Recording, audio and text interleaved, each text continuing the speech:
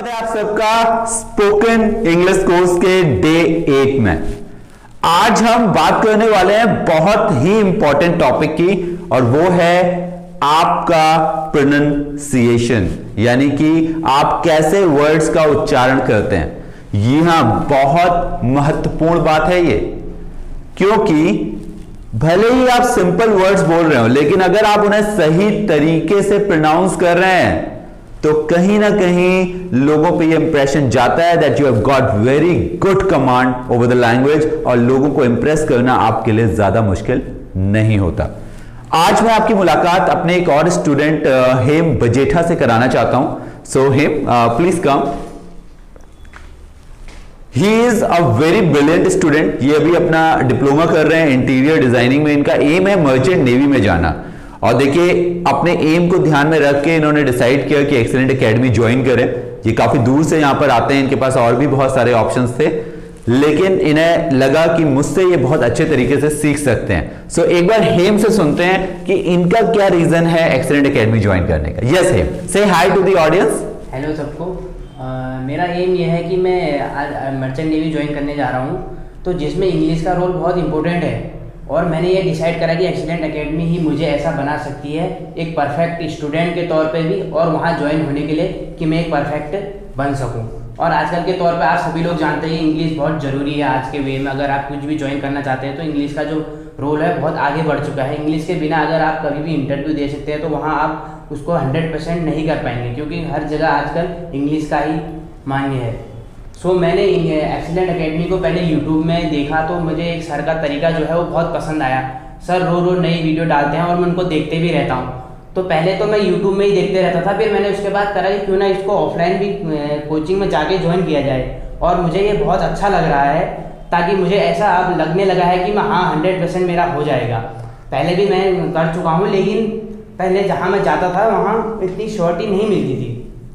और अभी सर ने मुझे बताया कि जो यहाँ के जो अलग अलग यहाँ की वैरायटी है, मतलब पढ़ाने का तरीका है, अलग अलग वे हैं, तो वो मुझे बहुत पसंद आई। तो इस वजह से मैं कोचिंग को ज्वाइन करूँगा, और एक्सीलेंट एकेडमी जो है शहर में अब धीरे धीरे अपना रुतबा बनाने जा रही है। और मुझे लगता है कि सर का भी धन्यवाद करूँगा कि यहाँ से स्टूडेंट बहुत आगे आगे जा रहे हैं, तो इसलिए मैं ये एक्सीलेंट एकेडमी ज्वाइन कर रहा हूँ। Alright, thank you Hem for your feedback, और we wish you all the very best for your future. So please have a seat. So देखा आपने, हेम जो है वो अपना करियर मर्चेंट नेवी में बनाना चाहते हैं, और इसके लिए वो अपने प्रोनाउंसिएशन को बेहतर करना चाहते हैं, अपनी कम्युनिकेशन स्किल्स को बेहतर करना चाहते हैं। तो मैं बताना चाहता हूँ, आप चाहे मर्चेंट नेवी में जा रहे हो, एयरफोर्स में जा रहे हो, आर्मी में जा रहे हो, आप कोई गवर्नमेंट जॉब करना चाहते हैं, किसी कंपैरेटिव एग्जाम की तैयारी कर रहे हैं, किसी प्राइवेट सेक्टर में जॉब करना चाहते हैं, टीचर बनना चाहते हैं, हाउसवाइफ हैं, या फिर आप स्टूडेंट हैं, आप सबके लिए इंग्लिश बहुत ही इंपॉर्टेंट है।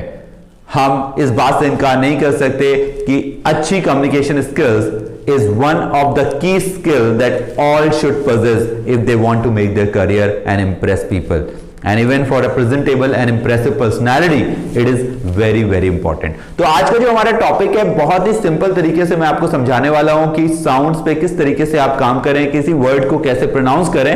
इस वीडियो को देखने के बाद आपके मन में बिल्कुल भी डाउट नहीं रहेगा कि क्या ये ब्रिटिश एक्सेंट होता है, क्या अमेरिकन एक्सेंट होता है, हम किस तरीके से बोलें, because I am going to clear from A to Z everything. So day 8 का वीडियो आप देखने जा रहे हैं, एंड उम्मीद करता हूं कि इससे पहले के सभी वीडियोस आपने देख लिए होंगे, क्योंकि हर वीडियो एक सीक्वेंस वाइज में आप तक पहुंचाया जा रहा है। तो अगर आप एकदम से डे 8 में आएंगे तो हो सकता है आपको उतनी सारी चीजें समझ में ना आए, या ये समझ में ना आए कि हम ये क्यों सीख रहे हैं। तो ये चीज समझने के लिए कि ये सीक्वेंस किस तरीके से चला आ रहा है और आपकी लर्निंग प्रोग्रेसिव वे में हो, इसके लिए डे 1 से स्टार्ट करें।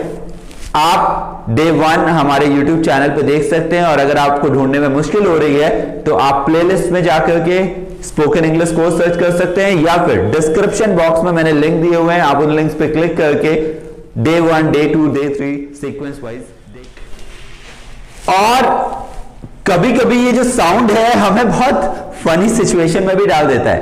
आइए एक छोटी सी क्लिप देखते हैं।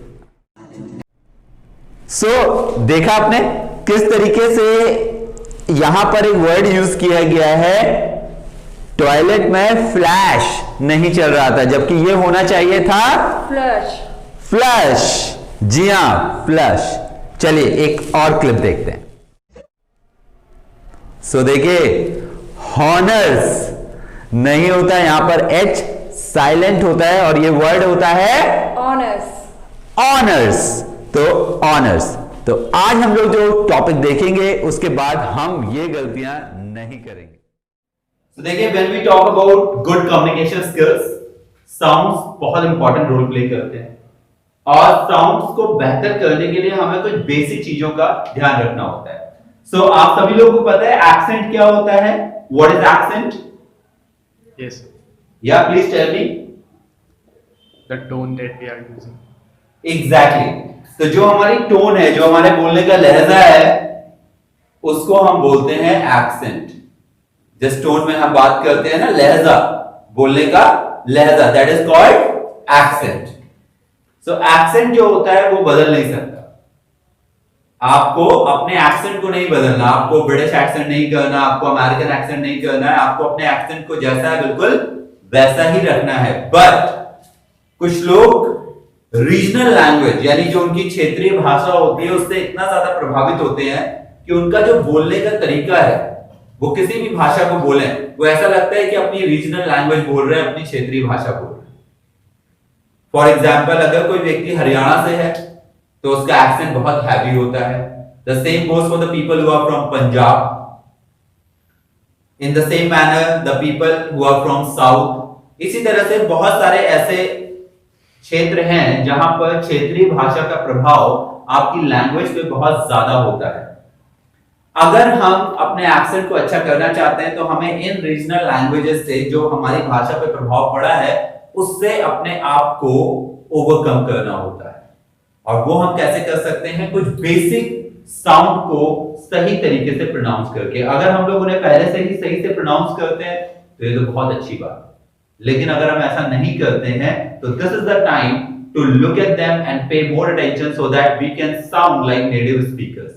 ताकि जब हम किसी से बात करें तो वो हमें बार बार हमें रिपीट करने के लिए ना बोले, उसे हमें समझने में कोई डिफिकल्टी ना हो। तो वो कौन से साउंड्स होते हैं? Let's have a look.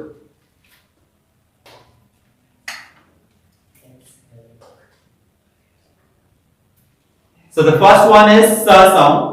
बहुत ही सिंपल साउंड है। आपको करना क्या है? अपने अपर टीथ और लोअर टीथ को टच कराना है और अपनी टंग को सीधे रखना है, स्ट्रेट रखना है।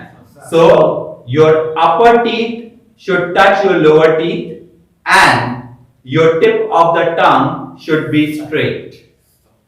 स स स। कुछ एग्जांपल्स देख लेते हैं।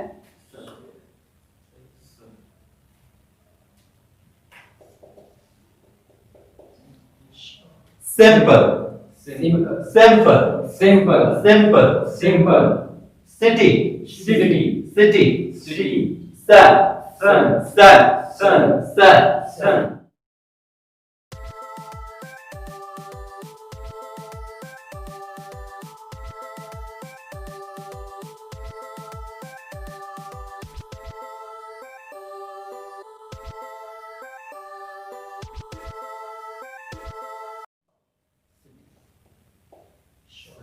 नेक्स्ट वन इज श।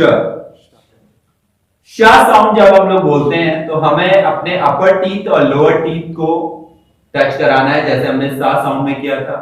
लेकिन इस बार हम अपनी टिप ऑफ द टंग को स्ट्रेट नहीं रखेंगे। दिस टाइम जो हमारी टिप ऑफ द टंग है ये ऊपर की ओर, अपवर्ड्स।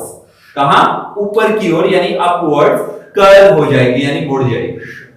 तो हमें क्या करना है? इसे अपवर्ड्स कर्ल करना है और तब इस साउंड को प्रोड्यूस करना है। सो द साउंड इज श श श श। कुछ वर्ड देखते हैं, जैसे शॉप, बोलिए शॉप,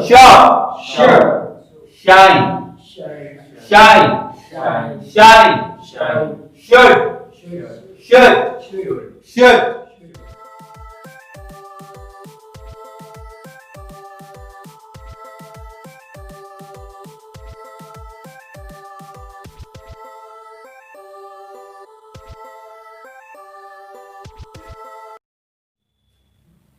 इसी तरह next one is first sound.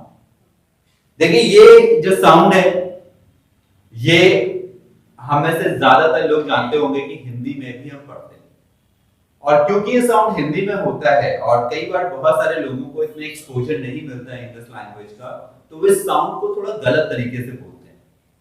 तो जनरली जब हम इस साउंड को बोलते हैं, अगर हमें इंग्लिश नहीं पता है, तो हम अपने लिप्स को कंबाइन करके इस साउंड को बोलते हैं लाइक हल। बट इंग्लिश में जब ये साउंड आता है तो वो हा साउंड नहीं होता। यहाँ पर देखिए पॉइंट लगाया हुआ है मैंने, ये बताने के लिए जो साउंड है ये इंग्लिश है। तो आपको क्या करना है, अपने अपर टीथ से, जो आपके ऊपर के दांत हैं अपर टीथ, इनसे अपने नीचे वाले होंठ को, लोअर लिप को बाइट करना है। सो द साउंड इज प प प। तो याद रखिएगा जब भी आप फ साउंड बोलेंगे इंग्लिश में तो अपर टीथ से लोअर लिप को बाइट करके ही बोलेंगे। सो यहां पर कुछ वर्ड देखते हैं, जैसे fine Fine. Fine Fine. Fine Fine. Favour Favor. Favour Favor. Favour Favor.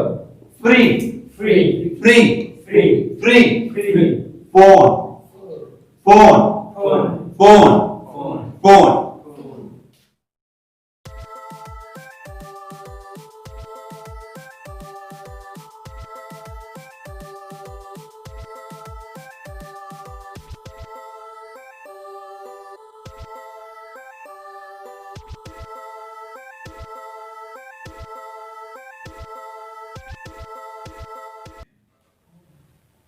इसी तरह हमें जो वा साउंड है वो इंग्लिश में दो लेटर से मिलता है।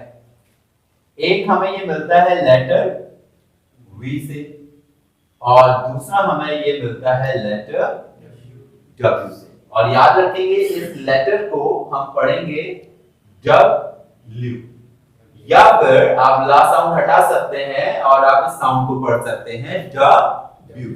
तो या तो आप इसे पढ़ेंगे डब्ल्यू या फिर आप पढ़ेंगे डब्ल्यू। यानी वा साउंड हमें दो लेटर से मिल रहा है, लेटर वी से और लेटर डब्ल्यू से। तो यहाँ पर इनको जो बोलने का तरीका है वो बदल जाता है, साउंड ये बिल्कुल सेम रहता है। तो जब आपको ये साउंड लेटर वी से मिलेगा तो आपने क्या करना है, अपने अपर टीथ से लोअर लिप को बाइट करना है, जैसे आप वा साउंड बोल रहे थे। if it is coming from the letter V, very Very.